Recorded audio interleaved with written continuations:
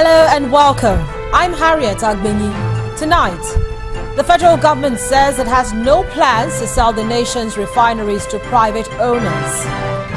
High-ranking government officials visit the IDP's camp in Yola.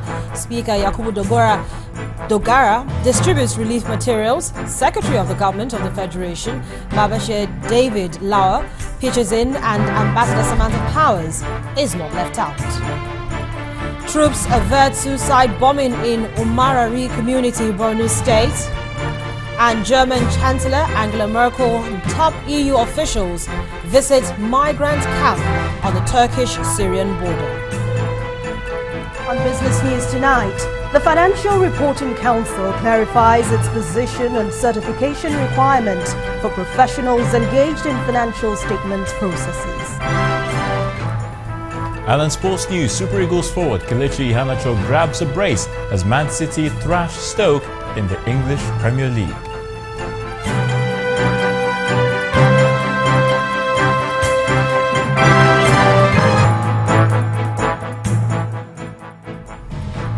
We begin tonight in Rivers State, Nigeria's south-south region, where the federal government says it has no plans to sell the nation's refineries to private owners. This is according to the Minister of State for Petroleum Resources, Dr. Ibe Kachukwu, while on an official visit to the Port Harcourt refinery in Eleme, River State. The minister explains that the call for foreign partners is geared towards getting technical support to upgrade the country's refining capacity to achieve consumer quota as well as export in the course of time.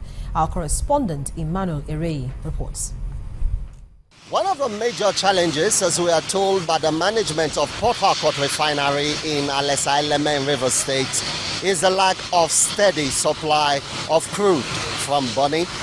And this is a crude peak station that has not been working, according to them, for the past 2 years due to vandalism. And the Minister of State for Petroleum Resources is here to commission it because, according to them, it's been fixed.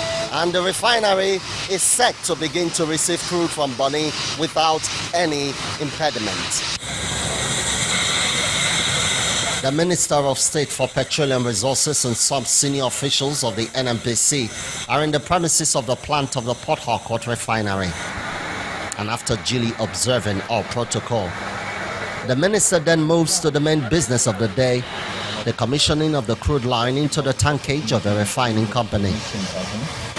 We are glad today to commission the crude pipeline, which has been functioning over 7 years, beginning to bring in crude into Port Harcourt Refinery. It tells journalists that the target is to get the nation's refineries up and running at full capacity. The fact that today, for the first time in about 6-7 years, we've been able to have a team internally led, who have been able to help us recover the two critical crude supply pipelines, one in Warri, which is now feeding through Escravos into the Warri refinery, and the brass one now, which is feeding into here. That will enable us to keep the refineries running, and that they are happening at a time when we absolutely need the help to clean out the queues and all the challenges. So a lot of people in refineries work night and day just making this happen. So as we pumped out crude today, just looking at it happen, and the fact that Port Harcourt is back in production, Warri is back in production, Kaduna today is receiving crude and should be back in production sometime very soon, between 1 week to 10 days. It's something of joy. Emotional because one is taking a lot of attacks over these things. But these are problems that existed before we came. These are problems we set out to correct, and we're correcting them one by one. According to him, there are no plans to sell the nation's refineries to private owners. We are not inviting foreign partners to take over the refinery. We do not have the funds to take even now that they're working, they're probably working at about 60% or less below capacity. So you need to upgrade these refineries, get them to a level where they are doing at least 90% performance. It requires money. Total investment for that is in excess of $700 million. We don't have it. Let's be honest about it. But what we've now done is to find a very creative, for which we should be praised actually, find a very creative way of bringing in investors who will come in, work with our team here who have the skills, reactivate and upgrade facilities in these refineries, and help us provide technical support. And they will be paid through the flow out of the products, the refined products, over a period of time, which is why we've also changed the refining model such that refineries pay for their crude, so it goes into federation account. Whatever they produce is their property. They sell to one huge customer, which will be both PPMC and the marketers themselves. And that enables them then to be able to keep, after the upgrades, keep that going, so that the problems we've had in the past of not repairing refineries can happen. So the misalignment that we're trying to hand over a refinery, the president was very clear from day one that at this point in time he wasn't ready, and so that's not the model we're pursuing. Ensuring the country's refineries run at optimum capacity, some say, is an achievable feat. The Minister of State for Petroleum Resources believes that with the right strategy, importation of petroleum products will gradually fade away. Emmanuel Ere, Channels Television News.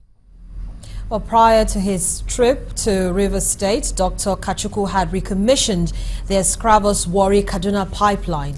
A statement by the Group General Manager, Public Affairs of the NNPC, Malam Garbadeen Mohammed, explains that with the repair of the pipeline, Warri and Kaduna refineries can now receive crude simultaneously for the first time in many years. The statement adds that the Warri refinery has started working, while Kaduna refinery will start production at the end of the month. The NNPC is confident that with this development, all three refineries and major crude pipelines will be working at the same time.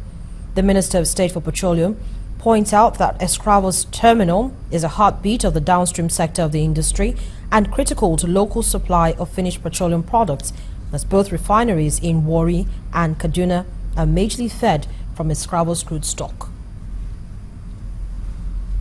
And as Dr. Kachukwu embarks on a tour of refineries with a view of solving the biting fuel crisis, the Department of Petroleum Resources assures Nigerians of continuous monitoring of fueling stations to ensure compliance in the sale of fuel to Nigerians. The DPR in Abuja, for instance, has sealed off 3 petrol stations for selling to customers above the approved pump price of 86 naira 50 kobo per litre. The zonal coordinator of the regulatory body, Mr. Mohammed Musa, who led an inspection tour around the area councils of the Federal Capital Territory, says the excuse by petrol station managers that they buy the product above the selling price and not directly from the depots is not an admissible reason for defaulting. Our correspondent, Omelogo Nadi, reports. The lineup of motorcycles, tricycles known as keke napep, and other vehicles on roadsides around fuel stations has become a common sight in the Federal Capital Territory for nearly 3 months. But what isn't a common sight is pump prices above the approved 86 naira 50 kobo. This was what set the Department of Petroleum Resources through major area councils of the FCT to check compliance by petrol stations. 1 litre 49. This fuel station along the airport road in Abuja sells to customers at 150 naira per litre. The Department of Petroleum Resources wasted no time in sealing it off. Also here in Gwagwalada, on the outskirts of Abuja, the fuel meter is adjusted to sell less petrol for more money. It is also sealed off. The zonal coordinator of the Department of Petroleum Resources, who led the inspection tour, said no excuse is admissible for shortchanging customers or taking advantage of their suffering. This is one of the questions we asked the other guy. How did he get the product? And the answer, he said he got it outside the depot. So we have invited him to come and tell us which company sold it to him and what are the documents so that we can trace this one. But here is unfortunately we didn't meet anybody. This is an outskirt. It is about 1.5 kilometers away from the main road. So they are this type of people that are selling to the black marketers, and these are the boys that are selling on the streets and all this. They can be a very big factor. Also unacceptable to the regulatory body is sale of a product to persons who market them on roadsides with jerry cans. They destroyed jerry cans found lined up for patrol and said plans must be made to arrest persons found selling the product illegally.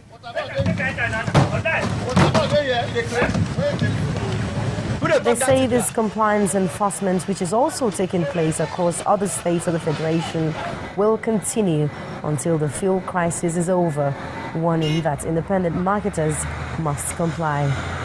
Omelogo, Nadi Channels Television News. And staying with enforcement, the DPR has sealed up fuel stations in Akure, the Ondo State capital, and Kaduna in Kaduna State, Nigeria's northwest region, for selling above the official pump price of 86 naira 50 kobo per litre. DPR officials, in collaboration with officials of the Nigerian Security and Civil Defense Corps, have also distributed fuel free of charge to motorists in Kaduna to serve as a deterrent to other marketers. Filling stations have been sealed off in Ondo State by the Department of Petroleum Resources, DPR, for selling fuel above the government-regulated pump price. The operations controller of DPR Ondo State, Mr. Makaila Oseni, says the department is ready to ensure that all fuel marketers sell the product at the official price of 87 naira. What we have done today is just the beginning of trying to stamp out all those illegal activities of selling above pump price. We are not going to stop. We are going to ensure that they sell at the regulated price of 86 naira 50 kobo at stations that are not NNPC and 86 naira at NNPC stations. But some independent marketers in Akure complain that they cannot sell at the government-regulated price because they did not buy the product at that price. We bought it in higher price and we can't deceive you. How much did you buy it? Even we bought it split of 170. But due to the decision of Nigeria, the prices fall every day. Meanwhile, motorists who are the receiving end lament the inflated prices they buy the product. I sincerely feel the government should do is to make our refinery workable again. Once the refineries are back and they are functional, the government will have control over the prices. When independent marketers are buying, they definitely have to sell at the price they are getting. And like you call them, independent marketers. The DPR has warned filling stations in the state to make sure the product is sold at the correct price of 87 naira or risk being shut down permanently. Meanwhile, the situation seemed different in Kwara State, as all the stations visited by DPR complied by selling at official price, while their tankers were also open to ensure strict compliance with the quality regulations. This, the DPR says, was encouraging, as the agency will ensure that people are not cheated. It has affected us, obviously, in a very negative way, because we've been going to buy from black market. Either you buy 300 naira per litre, or you buy 5,000 naira for 30 liters of jerry can. So it has been hard on us motorists. It has not been easy at all. This fuel I have in my can, I bought it from the black market, and I even doubt it if it will get me back home. It is very, very, very painful that we are experiencing this in this country.